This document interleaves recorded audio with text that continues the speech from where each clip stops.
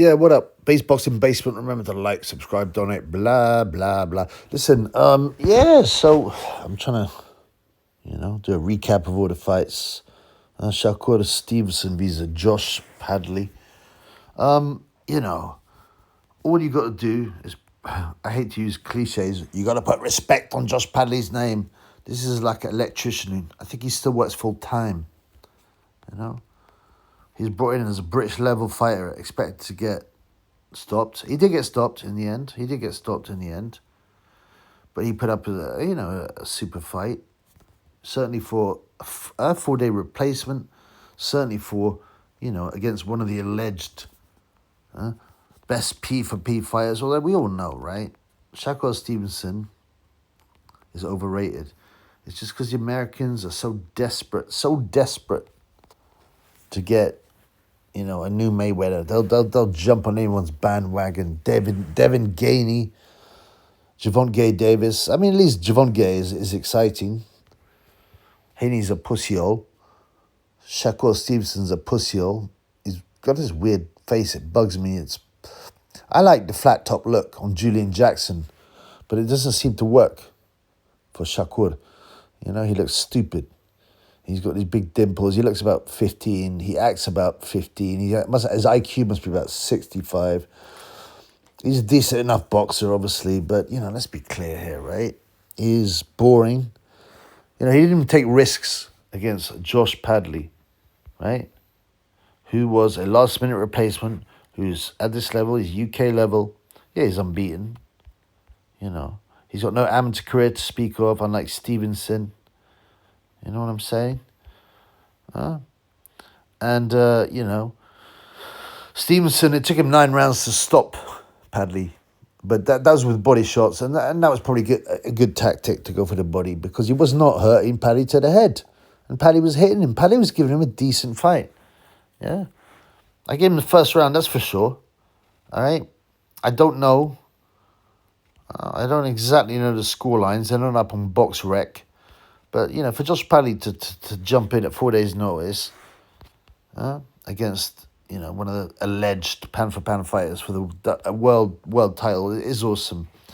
And he usually in these kind of instances, levels in boxing. I hate cliches, but levels. And, he should have been stopped within 4 rounds. Obviously, Shakur can't punch. They call Campbell and Hatton hands of foam. Well, what about Shakur Stevenson? Yeah, he's terrible. He's also scared to engage. He was too scared to engage. Mr. from Newark, New Jersey, with the really fruity outfit. Did you notice, right? He hung his pink boxing boots around his neck with the interview. That's not chance. That's on purpose. He's displaying his fruitiness because he's following the agenda. Yeah, he's being controlled. He's one of the secret society's boys.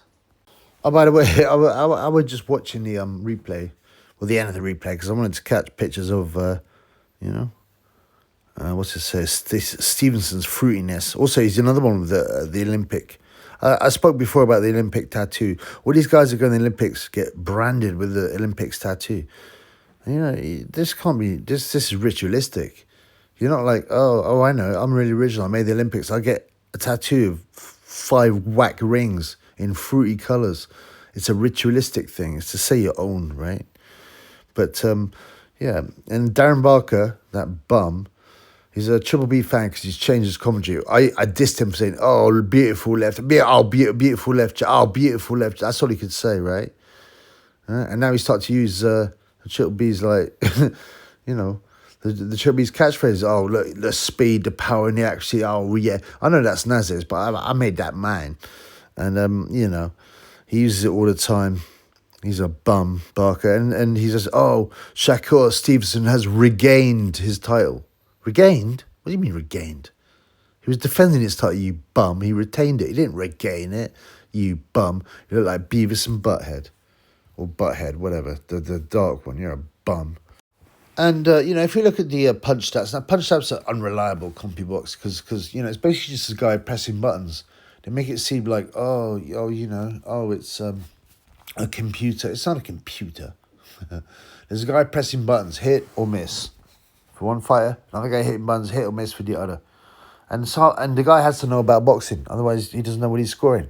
It's like the punch stats for the Shiraz. The Hamza Shiraz robbery against Carlos Adames were close, but that's just nonsense. Not on power punches, but that was just nonsense. They didn't count so many shots of Adames that landed.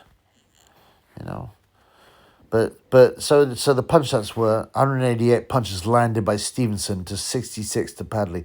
Firstly, I don't believe that. Secondly, well, if you're landing almost 50% of your punches, which is what it says for Stevenson, and it took you 9 rounds to stop him, man. I mean, come on, man. A British level guy at the last minute. Stevenson's boring, man. I didn't even watch the fight, and I was commentating. I was like, I can't watch this. It's too rubbish. It'll send me to sleep. I won't be able to commentate on the main fights if I have to watch Shakur sleeping pill Stevenson. But I give all respect to Padley. A, for jumping in. B, for giving a good account of himself. Right? And C, for getting paid. He'll get a nice payday. Hopefully he can buy a house in Doncaster, England, where he's from. I don't know how much he got paid. I'm estimating 100K, which is, after deductions, well, you can buy something in Doncaster, that's for sure, depending on the area. I think that's where he's from, Padley. So yeah, good on Padley, you know what? And he did it with guts. He did it with a smile. Stevenson was trying to bully him all the time, push him around, trying to intimidate him. Well, listen, man, when you're a powder puff puncher, you're not going to intimidate anyone. Padley was laughing in his face. He's from Doncaster. He's tough. Yeah. Right? So, Shakur he can act all ghetto. He can act the tough man, but he ain't the tough man. Yeah, he's got cotton buds on his hands. He can't hit. It's boring. But like I said, the Americans are so desperate for another gay weather, another superstar. They just don't realise the rest of the world's caught up. And they can't dominate anymore.